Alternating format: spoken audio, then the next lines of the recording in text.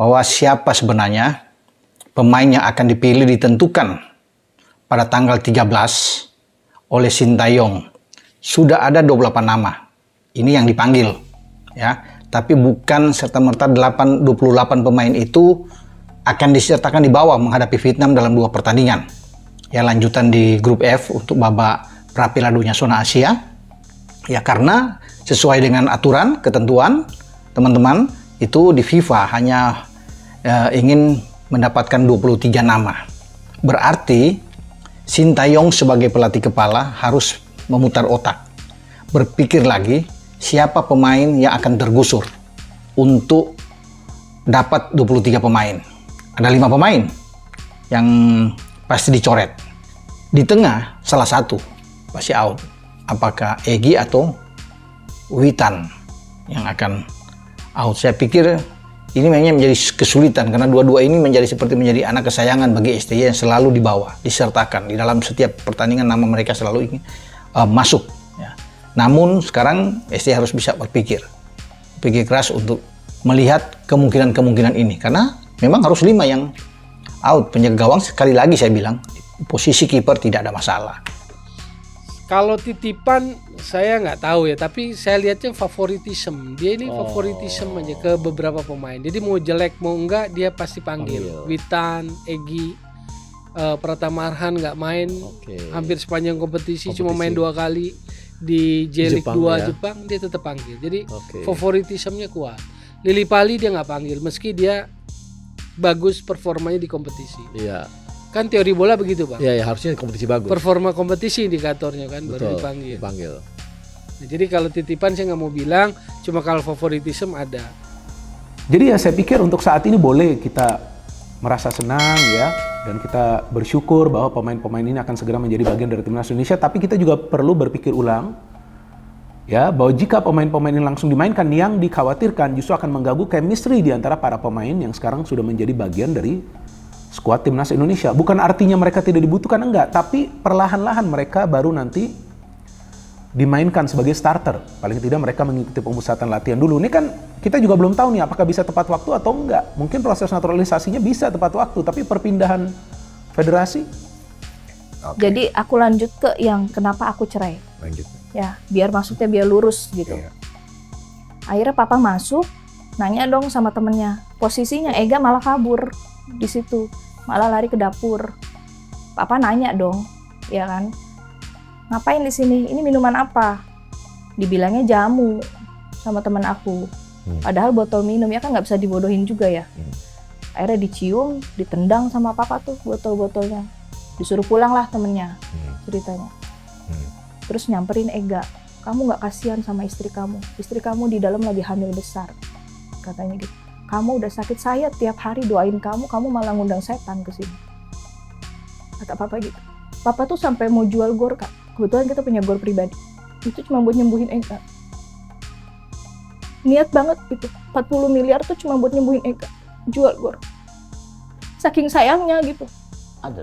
Sampai ada di titik, maaf ya Kak, saya beribadah itu kayak, saya gini sih, ada yang lebih parah dari saya, kok saya yang dikasih si ujian kayak gini. Ada yang lebih nakal, ada yang lebih jahat gitu ya. Kayak nggak percaya, nggak adil gitu, cuman ya itu titik terendah sih, cuman kembali lagi ya semua ujian pasti ada hikmahnya.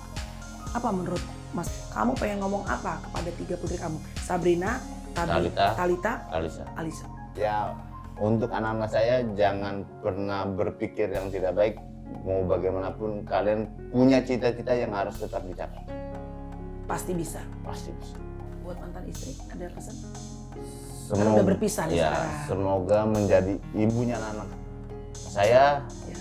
Tetaplah yang jadi yang terbaik untuk anak-anak saya. Itu dia.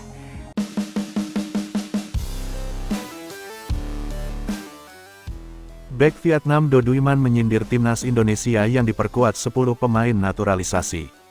Meski demikian dia tak gentar dengan skuad Garuda. Skuad Garuda melawan The Golden Star 2 kali dalam lanjutan grup F putaran kedua kualifikasi Piala Dunia 2026 zona Asia.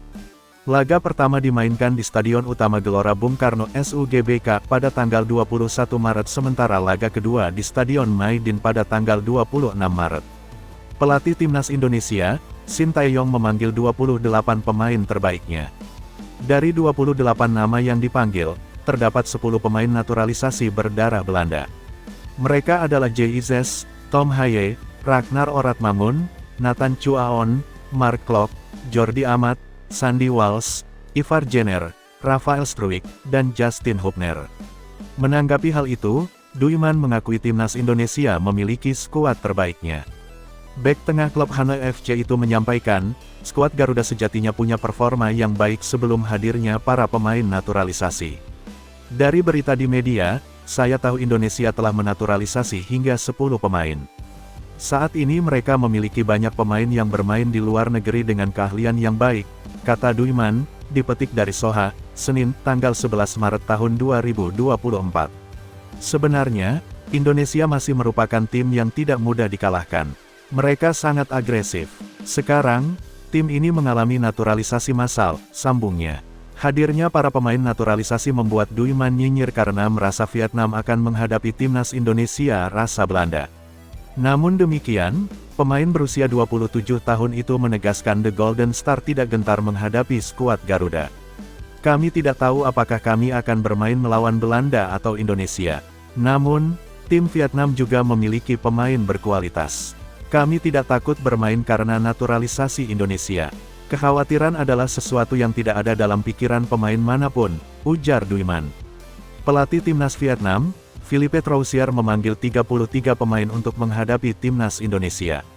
Namun, tidak ada nama Doan Van Hau, yang menjadi momok bagi para pendukung skuad Garuda.